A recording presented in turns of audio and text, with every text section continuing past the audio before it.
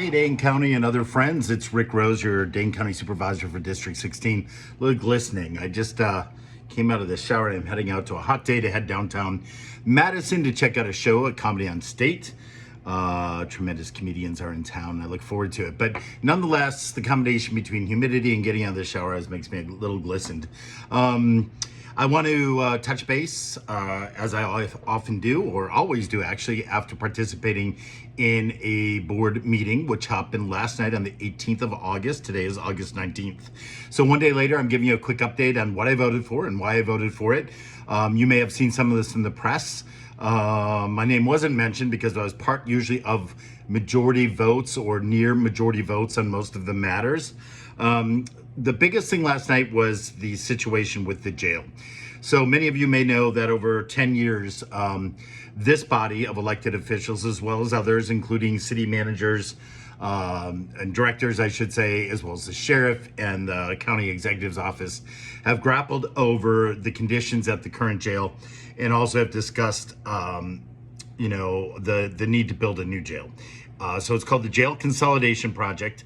It was approved before I got elected into office in April and everything was set. Well, with the cost of inflation and supply and demand, the cost of building that facility that was approved created an expense of $10 million. So when we went back to vote on the jail, that was on the ticket. Do we approve the $10 million to move forward? Do we approve an $800,000 payment to an architectural firm to start back on the project and put it into reality? Or do we look at a new proposal that was developed from the time this one passed the board to last night's board meeting? This was a Black Caucus item that came up, a resolution they put together that would be three sponsors of it, Supervisors Kigaya, Gray, Pelamon, and also Jacob Wright. So they came together with this plan. I want to tell you, it was a long debate, probably about 3 hours of testimony and discussion on the floor. When it went to vote, it did fail. It did not get, a quorum vote, or I shouldn't say quorum vote, but it did not get the proper vote to go forward. I want you to know I backed this plan, and I backed it. Two of the other supervisors have been on the board far longer than myself, and 11 of us, for that matter, on the board, and that would be Weigleiter and Chawla. They came together, and they both said they have never voted on a previous resolution, including the one that authorized the jail that was approved. But when they heard this plan, they agreed to it. Very difficult for many people, including one of the sponsors, Pelamon, because they view themselves to be more abolitionists and do not believe in criminalizing and incarcerating people to begin with. So this vote, to me, that spoke volumes, that this was a compromise vote of sorts, a consensus vote. It was building one less floor on the current plan for the jail.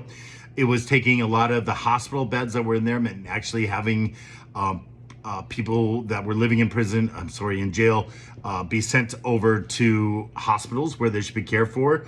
The biggest issue also was the high incarceration of African-American men. Predominantly 40% of the jail is African-American, whereas the population in general is about 4%. Also, this is double the standards of the United States, or I shouldn't say the standards, the average of the United States. So built into this plan, besides building it with less beds, about 100 less than the other version, were all these means to look at criminal justice reform. So I backed this. There were about 15 of us backed it. The others did not back it, 21 some votes. So it did not go forward. There were two other votes that then came to plate.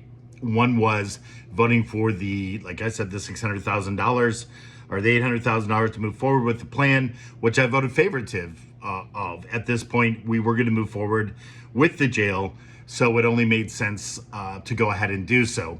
That did pass. So the architectural firm was given a vote to go ahead and move forward, which would lead to follow on the third vote, which was borrowing an extra $10 million for what now is a six-story, about $166 million jail that was going to jump up with the $10 million to about 176.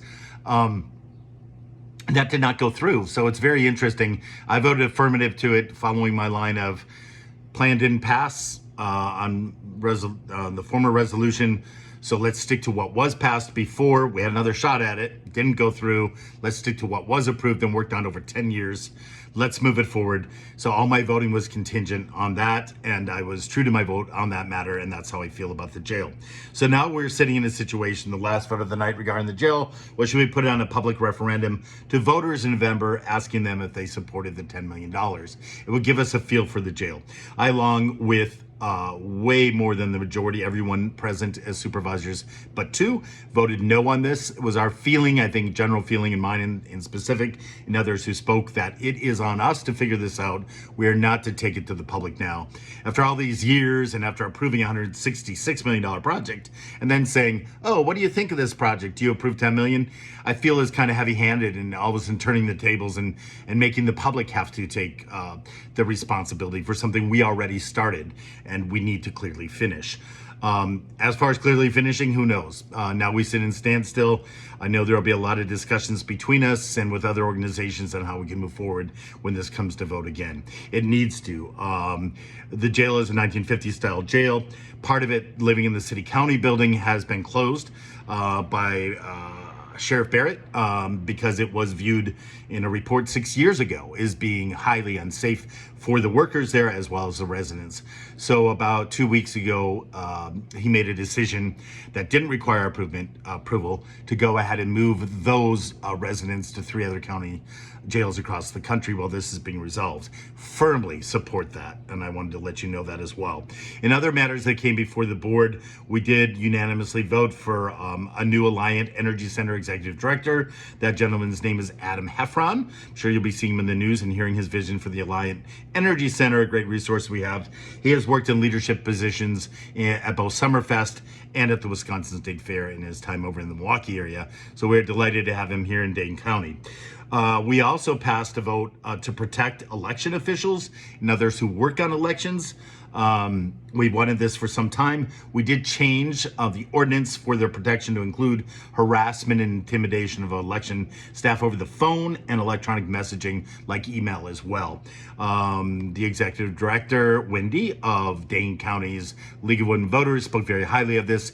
She doesn't know the plan yet, but they're going to move forward with us getting this messaging out. And she spoke very approvingly of the decision we made to do this. So I felt very good about it.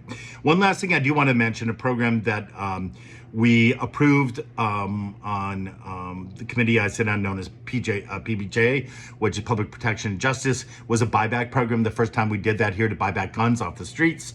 The sheriff led this with his staff. They did a tremendous job. This took place last weekend. It was a program called Gifts for Guns, where we gave out to over 200 vehicles that showed up. We gave those folks gift cards for groceries and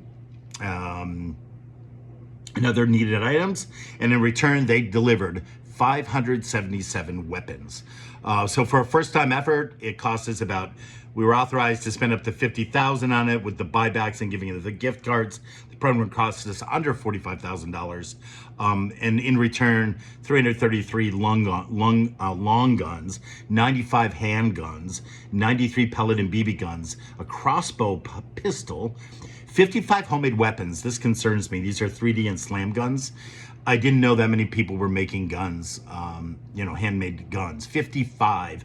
And finally, 380 pounds of ammunition. And lastly, I do want to speak to the fact 11 assault-style weapons were turned in, rifles, and that delights me. We live in a state where there is hunting. I understand those types of things, but we don't live anywhere where an assault-style rifle should be used for anything other than its original intention, which is certainly not to be on the streets, and certainly makes us feel less secure and safe. So that's my update for today. I really appreciate it, guys. Go out and have a good evening. Just remember, laughter is a key to life. Times can be challenging, and just keeping yourself mentally fit. They say laughter is the best medicine, and I truly believe it. Check out the Comedy Store in Madison. Africa Fest tomorrow in the heart of the Willie Street area. Lots of good things. Corn Fest going on in Sun Prairie. So enjoy your time here in Dane County. I have a friend coming to town from Louisiana. Very excited about that. Get to show her around more rural parts of Dane County. We're going to head out to Verona. We're going to head out to Cross Plains and check those areas out as well. So take care, guys. Have a good weekend.